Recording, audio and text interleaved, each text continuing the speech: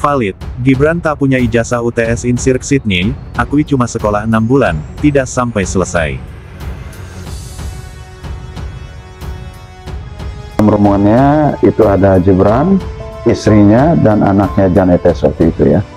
Dan kebetulan waktu itu saya ditugaskan sama konsul jenderal, sama konsulat jenderal Indonesia lah. Ada kita itu ya, untuk menemani Gibran.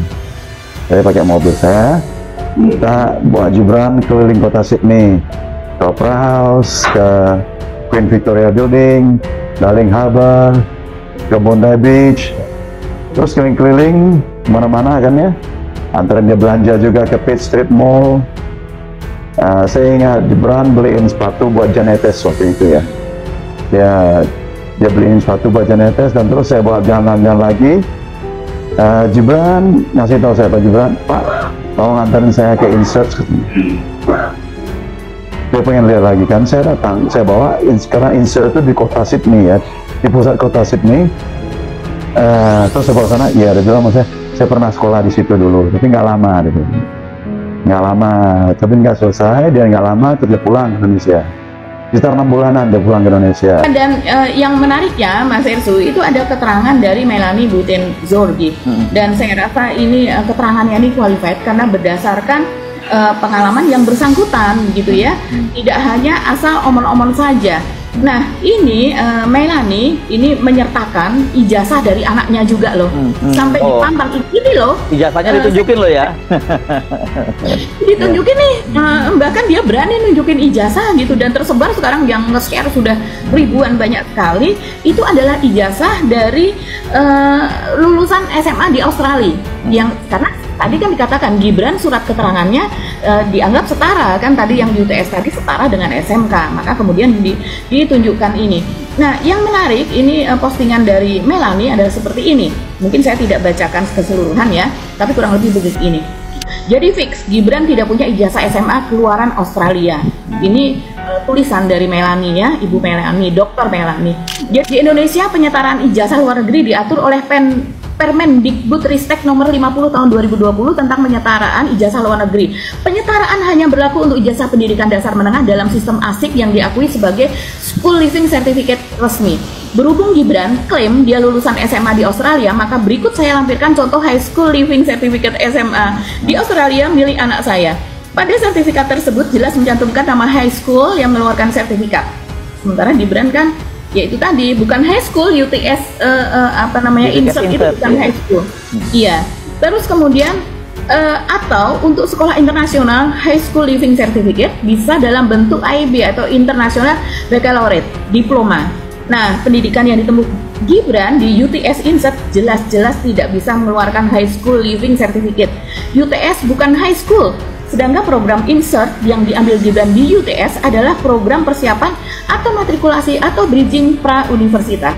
Maka dokumen penyetaraan yang dikeluarkan Dikdasmen yang menyatakan pendidikan Gibran di UTS Insert setara SMK kelas 12 seharusnya batal demi hukum karena melanggar Permendikbudristek nomor 50 tahun 2020. Jadi fix Gibran tidak punya ijazah keluaran SMA Australia. Ya nggak masalah, kan menurut KPU Gibran masih punya rekod pendidikan SMA dari Orchid Park Secondary School.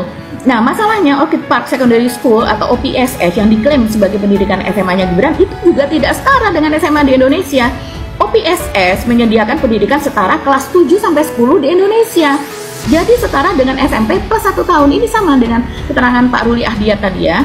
Nah, School Leaving Certificate dari Secondary School di Singapura adalah GCE O-Level Certificate atau Ordinary Level Certificate. Kalaupun Gibran punya sertifikat GCE Ordinary Level dari Orchid Park Secondary School itu, ini juga belum setara dengan ijazah SMA di Indonesia. Untuk bisa melanjutkan ke pendidikan tinggi universitas, siswa di Singapura harus lanjut lagi ke Junior College untuk memperoleh sertifikat GCE Advanced Level. Jadi fix juga Gibran tidak punya ijazah SMA keluaran Singapura, itu kata Melanie ya. Tadi kan sudah fix tidak punya ijazah keluaran Australia, sekarang tidak punya ijazah SMA keluaran Singapura juga? Ya, sebetulnya saya ogah ya ikut-ikutan komen dalam isu ijazah palsu karena ini jelas ranah politis.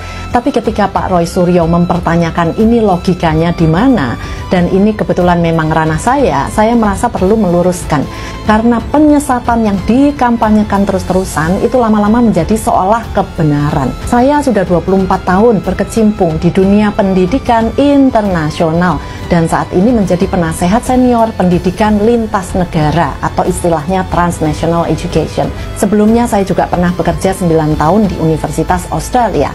Begini jelasinnya Pak Roy ya.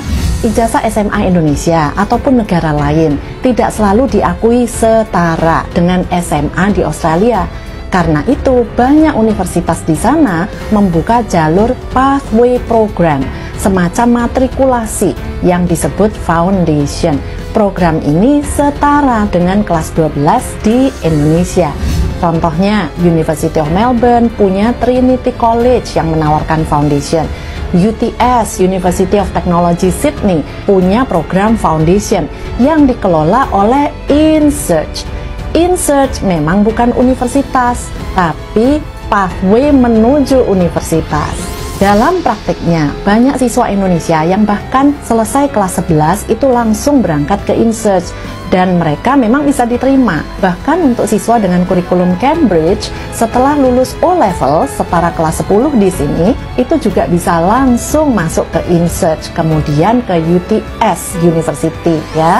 Program foundation ini bukan hanya diakui oleh UTS, tapi juga jadi jalur masuk yang diakui sejumlah universitas lain bahkan di luar Australia. Misalnya MDIS di Singapura yang diambil oleh Mas Gibran, itu juga menerima siswa dengan menempuh jalur foundation ini. Jadi kalau memang mau mencari kebenaran, nggak sulit kok. Program InSearch ini bahkan ada di Indonesia, ditawarkan lewat UIC College. Silahkan monggo, bisa langsung dicek ke sana tanpa berdebat panjang lebar. Tapi kalau memang mau mencari kebenaran ya. Bukan UTS InSearch, Pak. Namanya InSearch Language Center. Oh, InSearch Language Center. Bahasa dong itu ya? berbeda dengan UTS. UTS itu University Technology of Sydney ya. Itu university. Kalau InSearch ini, InSearch Language Center, tempat orang-orang belajar bahasa Inggris. Itu ada 3 jalur itu ya, yang saya tahu ya. Ada salah satunya itu English for Further Education, itu seperti training center, atau pathway ya, jalan menuju university. Itu umumnya ke UTS ya. Ya. Karena itu Bang berafiliasi dengan UTS, bekerja sama dengan banyak di UTS. Jadi mahasiswa overseas yang mau berkuliah atau sekolah di UTS, di training dulu bahasa Inggrisnya. Kalau bahasa Inggrisnya belum memadai, sekolah dulu di InSearch. Tapi itu bukan UTS, itu InSearch Language Center namanya. Nah itu di situ bukan saja bukan saja mahasiswa melanjutkan sekolah ke university, tapi bisa juga orang-orang umum yang mau belajar bahasa Inggris di sana.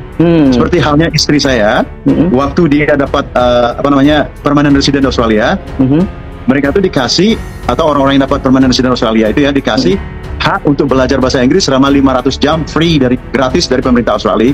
Itu dikirimnya ke InSearch juga. Belajar bahasa Inggris di InSearch ya. Jadi tidak memandang ijazahnya ya, tidak menentukan ijazah. Tidak memandang ijazah sebelumnya.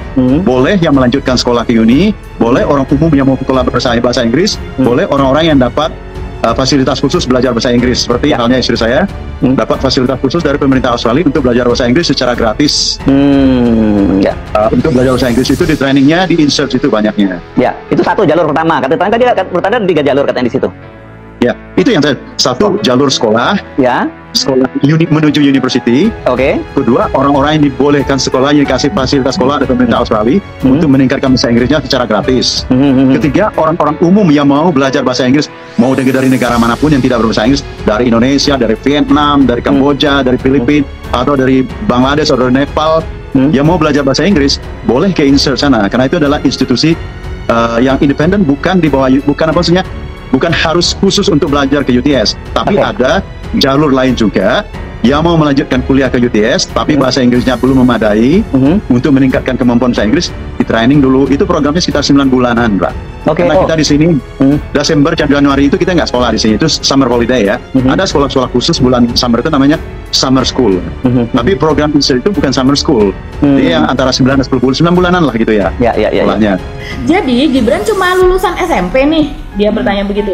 Nah ini juga belum tentu, karena ada perbedaan standar. Gawat ini. ijazah Indonesia dengan sertifikat GCE Singapura, itu General Certificate of Education gitu ya, GCE itu. Di Indonesia untuk mendapatkan ijazah sekolah menengah, siswa harus lulus memenuhi nilai minimum untuk semua mata pelajaran. Sementara sertifikat GCE di Singapura baik O-level maupun advanced level tidak mensyaratkan nilai minimum. Semua siswa bisa mendapatkan sertifikat O-level maupun A-level sekalipun nilai-nilainya jeblok di bawah standar kelulusan atau PAS. Itulah kenapa Mas Irsul kita ketat sekali soal itu, karena sistemnya memang berbeda sama sekali. Jadi di sini ketika siswa akan lanjut ke level pendidikan berikutnya, maka nilai-nilai yang tertera di sertifikat O-level maupun A-level itulah yang akan menentukan apakah siswa tersebut memenuhi syarat masuk minimum atau tidak. Jadi itu nilai-nilai yang misalnya banyak yang jeblok, lulus aja, lulus, tapi bahwa untuk melanjutin sekolah nggak bisa lagi, gitu kan maksudnya ya. Begitu ya. Jadi kalaupun Gibran punya sertifikat GCE O-level, mesti dilihat lagi nilai-nilai yang bersangkutan. Kalau banyak subjek yang tidak lulus atau di bawah 50, maka sertifikat O-level tersebut tidak setara dengan ijazah SMP Indonesia yang mensyaratkan nilai lulus untuk semua subjek. Waduh, gawat ini. Tapi katanya menurut KPU kan Gibran bersekolah SMP di SMPN 1 Solo. Nah, ini mesti diselidiki juga, kata Melani. Ini teliti sekali ibu dosen ini. Apakah Gibran sekolah di SMPN 1 Solo sampai tamat hingga punya ijazah? Karena di website Pemkot Solo, di websitenya ya, Gibran mengklaim melanjutkan pendidikan SMP ke Singapura. Dan ini konsisten dengan status Orchid Park Secondary School di Singapura yang memang sekolah menengah kelas 7-10. Jadi setara dengan SMP plus 1 tahun kalau di Indonesia. Nah, jadi kalau Gibran, dia berandai ya, jadi kalau Gibran satu, tidak punya ijazah SMA keluaran high school Australia, tidak punya International Baccalaureate IB diploma, tidak punya sertifikat GCE Advanced Level keluaran Singapura, tidak punya sertifikat GCE Ordinary Level keluaran Singapura, punya sertifikat GCE Ordinary Level keluaran Singapura tapi nilai-nilainya jeblok di bawah 50, tidak punya ijazah lulusan SMPN 1 yang dari Solo karena katanya melanjutkan SMP ke Singapura, maka fix kualifikasi pendidikan Gibran cuma tamatan SD. Ampun deh. Saya tegaskan sekali lagi, Bapak Gibran itu kuliahnya di Singapura. Untuk masuk universitas di Singapura, yang diperlukan adalah selesai secondary school. Tidak perlu selesai SMA, karena memang beda sistem pendidikan. Untuk selesai secondary school itu 4 tahun atau 5 tahun. Saya terangkan lagi, 3 tahunnya itu SMP, sudah diselesaikan di Indonesia. Berarti beliau tinggal melanjutkan 2 tahun di Singapura. Dan itu pun sudah dijalankan di Orchid Secondary School. Lalu masalahnya di mana? Orang masih ramai dengan bilang, kenapa SMA-nya cuma 2 tahun? Ya karena memang secondary school itu syaratnya cuma 5 tahun. 3 tahun sudah di Indonesia, 2 tahunnya tinggal dilanjutkan di secondary school sini. Dan kemudian di Indonesia ada yang namanya foundation.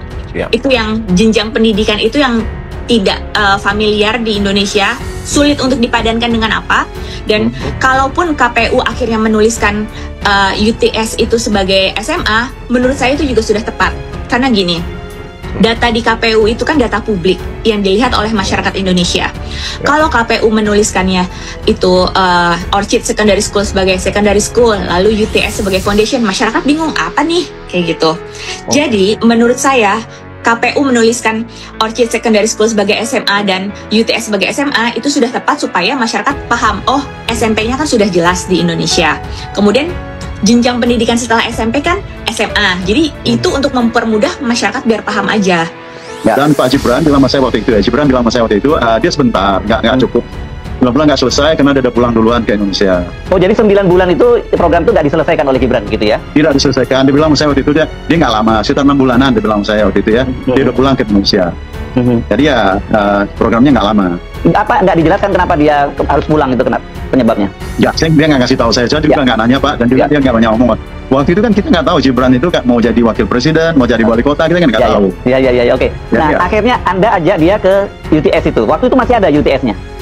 Sorry. Insertnya. Saya karena di Indonesia UTS insert. Jadi betul insert saja. Jadi Anda ada ke kampusnya. Jadi kayak kampus atau gedung biasa? Saya ada ke sekolahan dia. Ya, saya banyak bawa ke kampus dan lihat, oh ya ini saya sekolah di situ dulu, itu sini dulu, ya kan.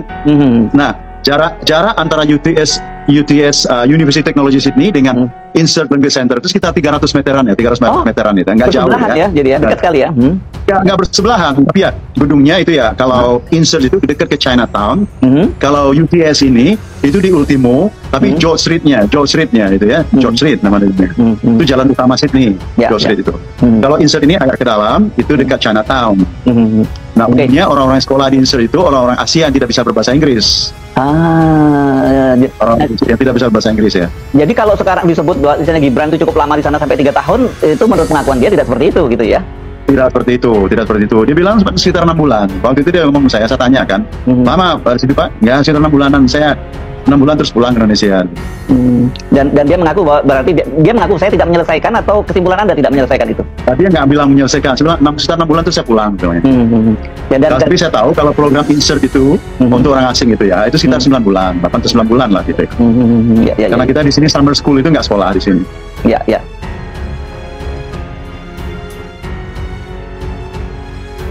Sedang viral sebuah podcast yang mewawancarai Bapak Ihsan, seorang diaspora Indonesia di Sydney, pada saat kunjungan kenegaraan Presiden Jokowi beserta rombongan ke Sydney di tahun 2017, Pak Ihsan diminta bantuan oleh pihak KJRI untuk menemani Gibran, Sely Ananda dan Jan Etes untuk berkeliling kota Sydney dengan menggunakan mobil beliau. Gibran minta Pak Ihsan mengantar ke UTS Insirk. Saat itu Gibran dengan polos bercerita kepada Pak Ihsan bahwa dia pernah sekolah di situ tapi hanya sebentar, tidak sampai selesai, cuma 6 bulan. Saya ulangi lagi, hanya sebentar, tidak sampai selesai, cuma 6 bulan. Wow, ini benar-benar wow. Padahal dalam dokumen publik resmi di KPU maupun Kemensetnek, Gibran klaim menjalani pendidikan di UTS Insirk selama 3 tahun. Kalau orang-orang seperti saya hanya bisa menganalisis dengan berbekal berbagai informasi yang tersedia di domain publik, Pak Ihsan ini statusnya saksi mahkota. Baru saja di status kemarin saya bertanya-tanya, kenapa terkait riwayat pendidikan di UTS Insirk, yang dipamerkan Gibran ke publik hanya surat keterangan penyetaraan keluaran Ditjen Dikdasmen saja. Sertifikat keluaran UTS Insirknya sendiri mana Bran? Lalu, boom, muncul video kesaksian Pak Ihsan ini. Kalau kesaksian Pak Ihsan ini benar adanya, artinya Gibran tidak punya sertifikat UTS Insirk. Artinya, surat keterangan penyetaraan UTS Insirk yang dikeluarkan Ditjen Dikdasmen adalah suket bodong. Selama ini kita berdebat apakah program UTS Insirk itu betul setara SMA. Jadi anti klimaks kalau ternyata sertifikat UTS Insirknya sendiri malah tidak dimiliki Gibran. Jika ini benar, maka ini adalah skandal penipuan besar yang melibatkan institusi negara. Jalan satu-satunya, Gibran dan Kementerian Dikdasmen harus menunjukkan sertifikat kelulusan program UTS Insirk milik Gibran kepada publik, lalu publik bisa meminta klarifikasi pihak UTS apakah sertifikat ijazah tersebut betul-betul dikeluarkan oleh pihak UTS. Dokumen kedua yang harus ditunjukkan Gibran dan Kementerian Dikdasmen ke publik adalah seluruh halaman paspor selama Gibran studi di Australia. Ini salah satu persyaratan wajib yang harus diserahkan oleh seluruh WNI yang mengajukan penyetaraan pendidikan luar negeri. Saya sendiri 2 kali menjalani pengajuan penyetaraan pendidikan LN untuk ijazah S2 saya dari Wageningen University, Belanda, dan ijazah S3 saya dari University of Sydney, Australia. Paspor semua halaman adalah berkas yang diminta Kementerian Pendidikan untuk menelisik apakah kita betul-betul berada di negara penerbit ijazah selama durasi program pendidikan yang kita ikuti. Ya, bagi rakyat jelata seperti saya, proses penyetaraan ijazah LN sangatlah ribet dan berliku-liku. Padahal kita jungkir balik menjalani kuliah di universitas-universitas terbaik dunia, bukan kuliah di kampus abal-abal yang rankingnya bahkan jauh di bawah ranking PTN Indonesia. Tak sedikit putra-putri terbaik bangsa lulusan kampus top dunia macam Harvard, MIT, Oxford akhirnya memilih berkarir di LN karena tak sudi menjalani proses humiliasi penyetaraan ijazah oleh Kementerian Pendidikan RI. Kita diperlakukan seperti maling ijazah, lulusan kampus abal-abal. Sorry ye, mendingan kabur aja. Yah, namanya juga rakyat jelata. Tentu beda perlakuan dengan anak presiden.